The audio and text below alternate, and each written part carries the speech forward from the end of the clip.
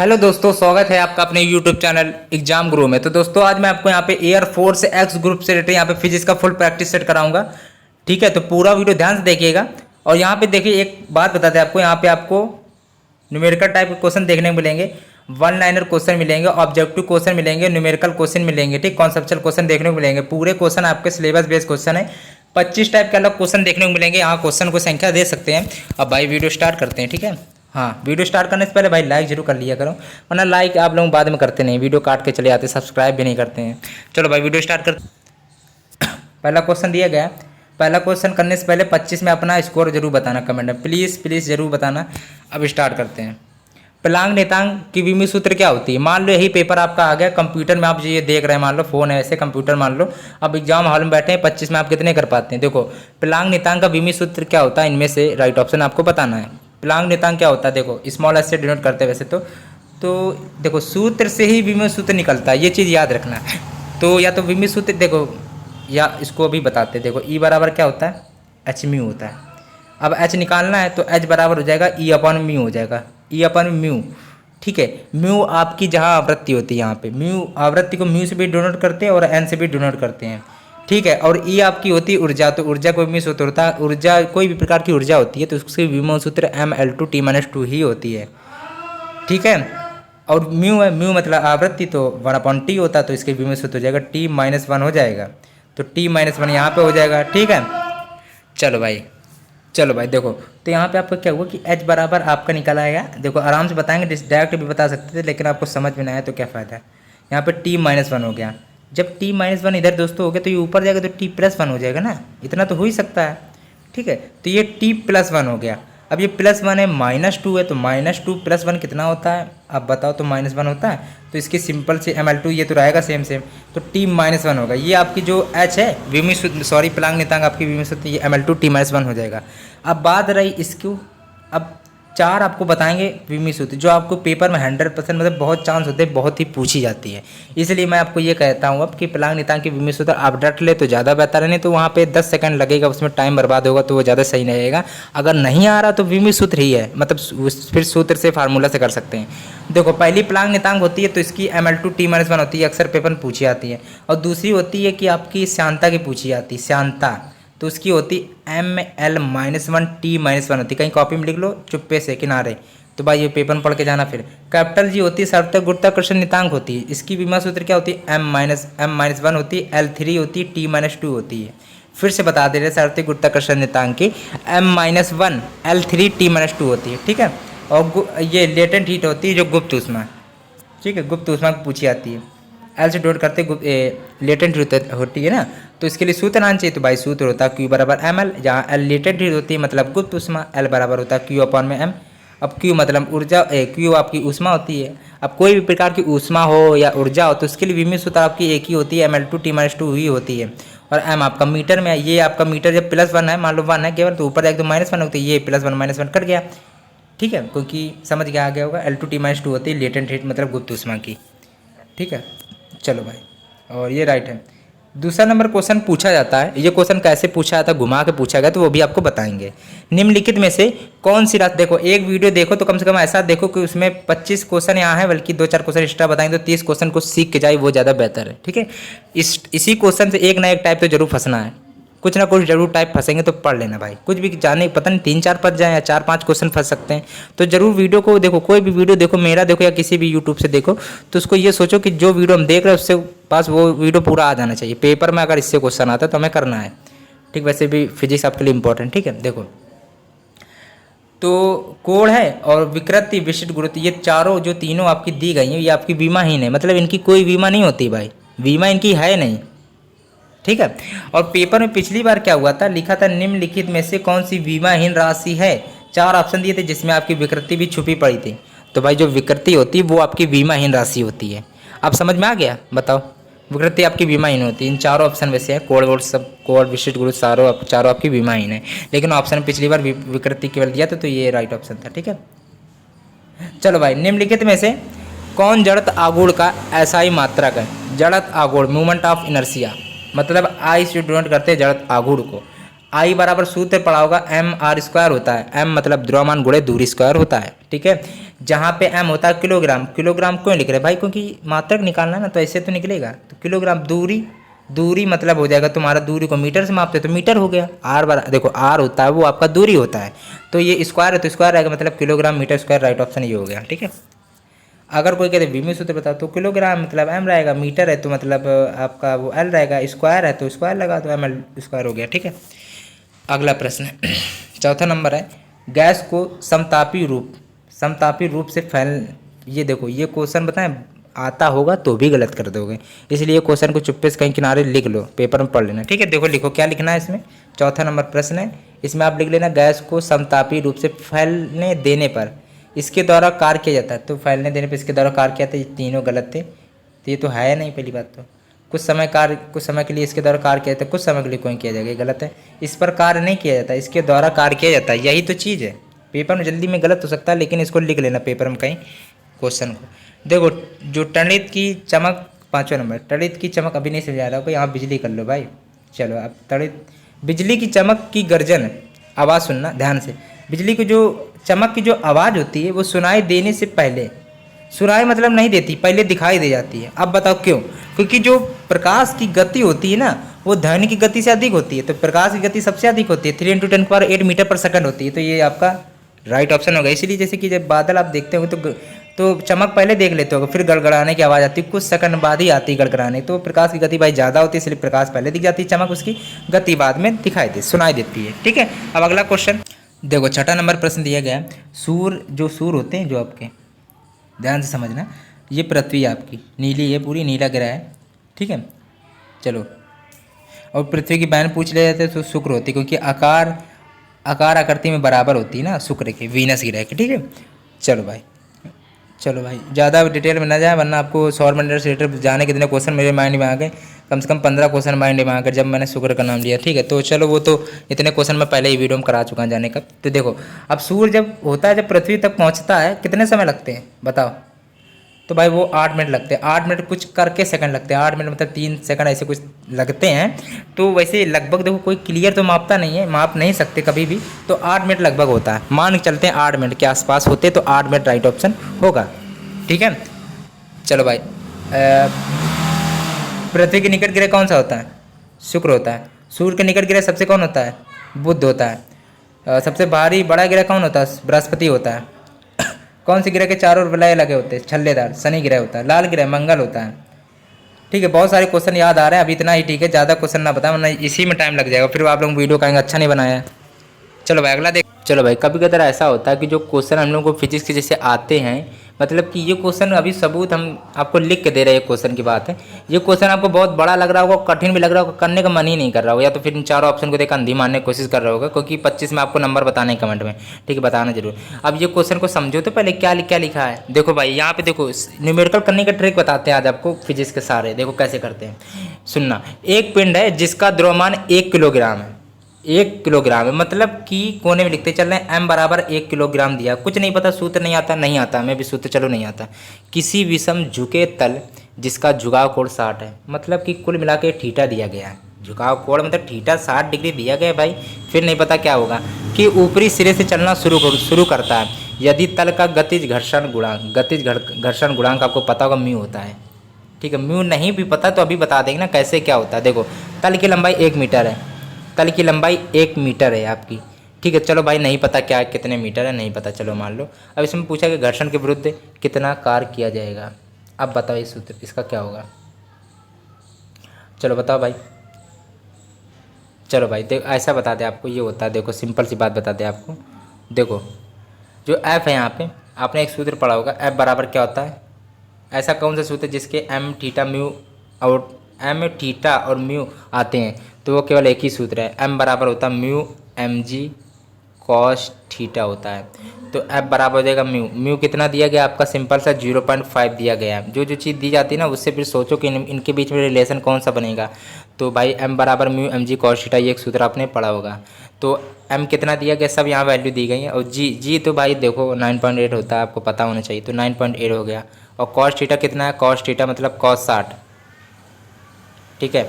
चलो भाई ये क्वेश्चन इतना इजी था, इजी बन गया ना। चलो भाई देखो, अब कार भी पूछा गया तो कार को निकाल लेंगे, पहले इसको देख लेते हैं। एफ बराबर होता है mu m g cos theta होता है, तो यहाँ पे आपका म्यू था, एम था 1 और जी 9.8 था, कॉस थीटा मतलब कॉस 60, ठीक है।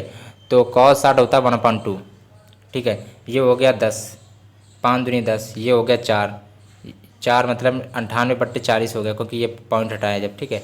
तो 98/40 आ गया आपका, ठीक है। जब इसको आप थोड़ा काट लेना, काटना पीटना आपका काम है। 40 दूनी 80, 2.45 ये इतना आएगा, ठीक है। 2.4 जूल आएगा, सॉरी न्यूटन आएगा, क्योंकि बल है ना, बल का मतलब न्यूटन होता है। सिंपल सुनना तो, एफ बराबर आया 2.45 न्यूटन आया, बल का मतलब न्यूटन आता है इसलिए न्यूटन आया। लेकिन इन्होंने क्या पूछा है यहाँ पे, कार पूछा, मतलब डब्लू पूछा है, और डब्लू बराबर क्या होता है, एफ डी होता है, एफ डी होता है। डी यहाँ पे दूरी होती है, जो आपकी लंबाई यहाँ पे 1 मीटर दी गई है, ठीक है। और एफ एफ मतलब आपका एफ कितना निकला था, 2.45 निकला था ना, और ये बराबर डब्लू, डब्लू आपका कार होता है। तो 2.45 गुणे 1 करोगे तो कितना आएगा, बताओ भाई, उतना ही आएगा। लेकिन जूल में है, क्योंकि कार का मतलब जूल होता है, 2.45 जूल ये। अब इसमें दिक्कत किस बात की आई आपको ये बताना जरा। देखो देखो, दिक्कत तो कुछ होगी नहीं हमें लगता है, क्योंकि म्यू जब दिया गया, एम दिया, जी दिया था, एम दिया था, म्यू दिया था, कॉस थीटा भी दिया था, थीटा मतलब दिया था, तो रिलेशन निकालना mu m g cos theta सूत्र होता है, ठीक है। जब वहाँ से एफ निकल जाता है वहाँ से आपका, तो वहाँ पे आपको सूत्र फिर लगाना पड़ेगा डब्ल्यू बराबर एफ डी, क्योंकि यहाँ कार पूछा गया और यहाँ पे डी मतलब दूरी दी गई थी, तो और एफ आपने निकाल लिया था। चलो अगला प्रश्न, ये देखो ये क्वेश्चन आपको कठिन लगेगा, लगा होगा तो धीरे धीरे आपको सब नॉर्मल लगेंगे। आपको कोई भी चीज़ देखिए शुरुआत में जब पढ़ते हो तो कठिन लगती है, धीरे धीरे सिंपल लगने लगती है। वो कठिन चीज़ भी आप सोचते हैं ये सिंपल लगने लगा, वो हो जाता है, वो धीरे धीरे प्रैक्टिस करेंगे ना तो लगेगा सिंपल, ठीक है। बात आप समझिएगा ध्यान से। बल युग्म उत्पन्न करता है, ये तो आपको रट्टा मानना पड़ेगा, सीधी बात है। बल युग्म उत्पन्न करता है, क्या उत्पन्न करता है, शुद्ध घूर्णन गति उत्पन्न करता है। 8वें का दूसरा राइट ऑप्शन है। अगला प्रश्न, चलो भाई एक और क्वेश्चन आ गया आपका, थोड़ा क्वेश्चन टाइप का, शायद पहले ही बता दे रहा है। अगर आपने फार्मूले नहीं पढ़े फिजिक्स में तो बहुत ही प्रॉब्लम है दोस्तों, फार्मूले पढ़ लेना कहीं जाके, ठीक है, क्योंकि फार्मूले बहुत इंपॉर्टेंट होते हैं। चलो भाई देखो, फिजिक्स में फार्मूले ये सब कुछ है न्यूमेरिकल के लिए। देखो एक लंबे स्प्रिंग को 2 सेंटीमीटर खींचा जाता है और इसकी स्थितिज ऊर्जा V है। यदि स्प्रिंग को 10 सेंटीमीटर खींचा जाए तो इसकी स्थितिज ऊर्जा क्या होगी।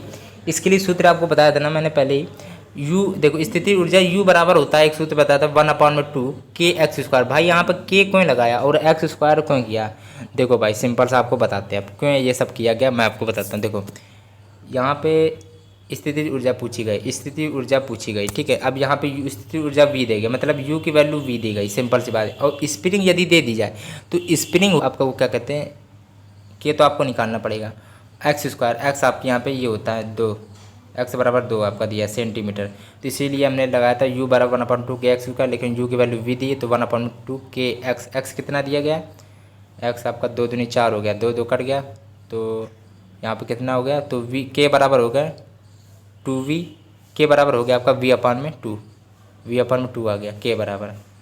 अब इसमें कोई डाउट तो होगा नहीं। अब दूसरा चलो देखते हैं, अब क्या करेंगे, v डैश भी निकालना पड़ेगा, 1/2 k tan² हो जाएगा ये आपका, ठीक है। ये शायद आपको कम समझ में आ रहा होगा शायद ही, तो 1/2 k। अब ये आपको जैसे कि रुकना 1 मिनट, इसको क्या ले सकते हैं, v/k को क्या ले सकते हैं, v/2 ले सकते हैं, जो आपका आया था राइट ऑप्शन। इसको फिर 10² कर देंगे तो राइट ऑप्शन आपका 25 वोल्ट आएगा। ये क्वेश्चन आपको कम समझ में आएगा, मुझे पता है कम समझ में आया होगा, लेकिन आराम से कर लेना भाई, सूत्र ही लगाया था, कुछ नहीं करना था। 10वां नंबर प्रश्न दिया गया, यदि सरल आवर्त गति कर रहा है एक कण की कुल ऊर्जा E है तथा इसके कंपन का आयाम A है, तब E व A के बीच संबंध है। 10वां नंबर प्रश्न है, राइट ऑप्शन बताओ। चलो 10वें का राइट ऑप्शन तीसरा है, E समानुपाती A² होता है। ये आपने नहीं पढ़ा तो गलती आप ही की है, पढ़ लेना भाई, ठीक है, क्योंकि देखो सूत्र है आपको पढ़ना पड़ेगा इसको, ठीक है।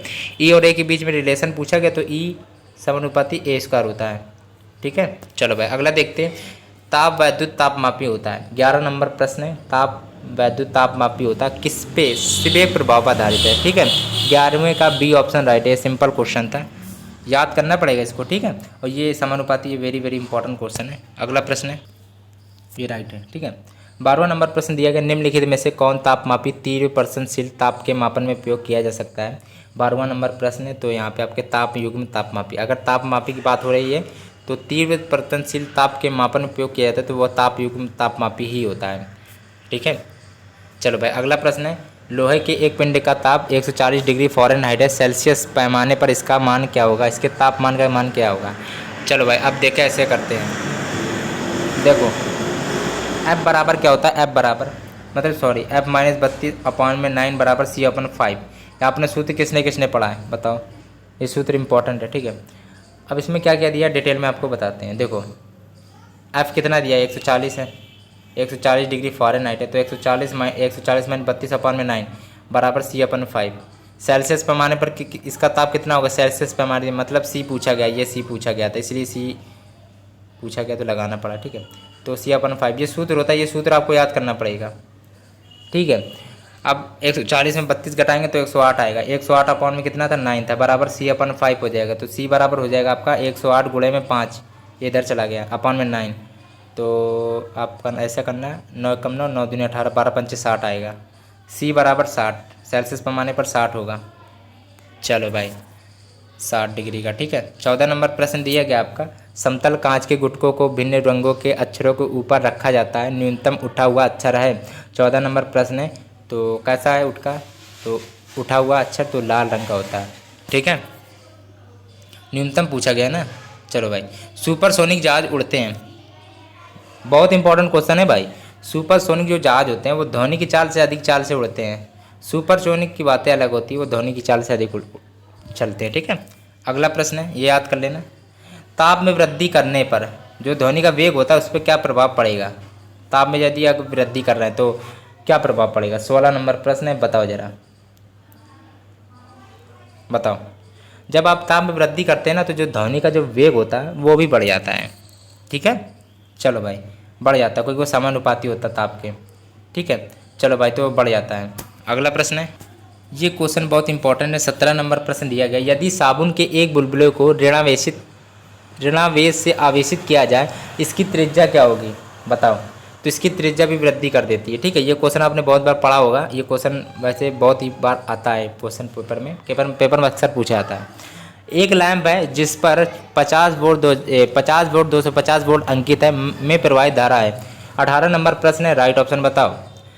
देखो ये क्वेश्चन देखो सिंपल है, तो V है आपका 250 वोल्ट और P वाट है, शक्ति की मात्रा वाट होता है इसलिए P दिया 50। और पूछा गया धारा मतलब I पूछा गया, तो PVI के बीच में कोई रिलेशन होता है क्या, सूत्र होता है क्या। देखो क्या होता है, देखो P बराबर होता है VI, I पूछा तो I पूछा गया तो I बराबर हो जाएगा P/V। P मतलब हो जाएगा P है शक्ति वाट, तो 50/250 0 0 25 1/5 मतलब कि 0.2 एम्पियर आएगा। 5 के भाग 1 में देंगे तो पॉइंट लगाएंगे तो 10 हो जाएगा, 5 2 10 0.2 आएगा। देखो ऐसा होता है ना, तब वो वहाँ पे बल उत्पन्न होगा, ठीक है, टार्क उत्पन्न होता है एक प्रकार से। चलो तो राइट ऑप्शन पहला राइट ऑप्शन हो जाएगा। अगला प्रश्न दिया गया आपका, क्या लिखा है देखो, मैक्सवेल की परिकल्पना के अनुसार परिवर्तनीय विद्युत क्षेत्र द्वारा उत्पन्न होता है। 20 नंबर प्रश्न है, बताओ। 20 नंबर का तीसरा है, मैक्सवेल की परिकल्पना के अनुसार परिवर्तनीय विद्युत क्षेत्र द्वारा चुंबकीय क्षेत्र उत्पन्न होता है, ये आपको पढ़ना पड़ेगा। लिखा है निम्नलिखित में से कौन धनावेशित कण है। भाई बहुत इंपॉर्टेंट क्वेश्चन है, जितनी बार कहें उतना कम है, बहुत ही ज़्यादा क्वेश्चन ये पूछा जाता है। तो राइट ऑप्शन क्या होगा बताओ। तो जो अल्फा कण होता है ना, अल्फा कण वो आपका धनावेशित कण होता है, पहले ही बता दे रहे हैं, ध्यान रखना है। देखो ये जितनी बार कहें उतना कम है, पढ़ लेना है। 22 नंबर प्रश्न है, निम्नलिखित में से किस विकिरण की भेदन क्षमता सबसे अधिक होती है। आपको पता है ये सारे क्वेश्चन पूछे जा रहे हैं, तो भाई गामा किरणों की जो भेदन क्षमता होती है वो सबसे अधिक होती है। राइट ऑप्शन चौथा है। नाभिक के विखंडन में ऊर्जा उत्पन्न होती है क्योंकि, बताओ। 23 नंबर प्रश्न, तो नाभिक के विखंडन में ऊर्जा उत्पन्न होती है क्योंकि जो विघटित भागों की कुल बंधन ऊर्जा पैतृक नाभिक से अधिक होती है। दूसरा राइट ऑप्शन होगा, इसको पढ़ लेना, ठीक है। चलो भाई अगला प्रश्न है, देखो ये क्वेश्चन है जो न्यूमेरिकल बेस्ड क्वेश्चन है, इससे न्यूमेरिकल से क्वेश्चन बहुत पूछे जाते हैं। ये कि यूनिट बदल जाएगी पेपर में, संख्या बदल जाएगी, यहाँ 256 है तो 356 लिख के आ जाएगा, लेकिन सवाल का जो फार्मूला वो वही रहेगा। एक रेडियोएक्टिव पदार्थ का अर्ध आयु काल 12.5 घंटे है, यदि उसके प्रारंभिक मात्रा 256 ग्राम है तो उसकी मात्रा 1 ग्राम होने में कितना समय लगेगा। तो सिंपल से आपको ये सूत्र बताते हैं, आपने सूत्र ये पढ़ा होगा, n बराबर n नॉट ब्रैकेट में 1/2n होता है, ठीक है, होता है। अब n है, n आपका कितना दिया गया है बताओ जरा, एन उसकी मात्रा 1 ग्राम हो, तो एन आपका 1 दिया है। और अब देखो याद कर लो कहीं पे प्रारंभिक मात्रा एन नॉट होता है, बस इतना याद कर लो, प्रारंभिक मात्रा एन नॉट होती है तो 256 दिया गया, ये 256 दिया एन नॉट, ये दिया 1/2 एन दिया है, ठीक है। तो इसको क्या ले सकते हैं, 1/56 ले सकते हैं, 1/256 इसको ऐसे ले सकते हैं, यहाँ पे 1/2 एन हो जाएगा। अब इसको कैसे ले सकते हैं, 2 की पावर 8 को लिखा भी पता चल जाएगा। अब इसको ले सकते हैं 2 की पावर एन यहाँ आ गया 2 की पावर एन, ठीक है। 1 की पावर एन लिखेंगे तो 1 ही आएगा, और 2 की पावर एन लिखेंगे तो 2 की पावर एन बराबर हो जाएगा 2 की पावर 8, 2 की पावर 8 बराबर 2 की पावर एन बराबर 2 की पावर 8। जब आधार बराबर होती है तो घातें मतलब सॉरी यहाँ पे 2 की पावर एन लिखा है 2 की पावर 8 है, तो यहाँ केवल एन की वैल्यू निकालनी थी, तो एन बराबर आपका 8 आ जाएगा। एन 8 आया, अभी बचा है, सवाल बचा है, देखो एन 8 आ गया, लेकिन इसमें पूछा कितना समय लगेगा, टी पूछा गया है, ठीक है, टी पूछा गया यहाँ पे, तो एन गुणे टी हो जाएगा यहाँ पे। तो स्मॉल टी कितना दिया गया था 12.5, तो एन है आपका 8, 12.5। चलो अब 12.5 गुणे 8 आपको करना पड़ेगा। अब बताओ राइट ऑप्शन इसका क्या होगा। चलो तो 100 घंटे आएगा, कर लेना, गुणा सिंपल सा है, 12.5 गुणे 8 कर दे रहे हैं, 8 पंचे 90 होता है, 90 12 98 100 आ गया, पॉइंट लगा तो 100 आएगा, 100 घंटे, ठीक है। पी टाइप जर्मेनियम अर्धचालक प्राप्त करने के लिए इसकी डोपिंग निम्नलिखित में से किसके साथ होनी चाहिए। 25 नंबर क्वेश्चन है ये, देखो ये क्वेश्चन आप कहीं कॉपी में लिख लो, ये क्वेश्चन अक्सर आएगा, पहले ये बता दे, इंडिनियम यहाँ पर राइट ऑप्शन हो जाएगा। चलो भाई यहाँ पे 25 क्वेश्चन आपको देखने को मिले हैं, और वीडियो यदि अच्छा लगा तो लाइक ज़रूर करना, चैनल को नहीं सब्सक्राइब किया तो कर लेना, बहुत ही मेहनत लगती है, तो सब्सक्राइब जरूर करना।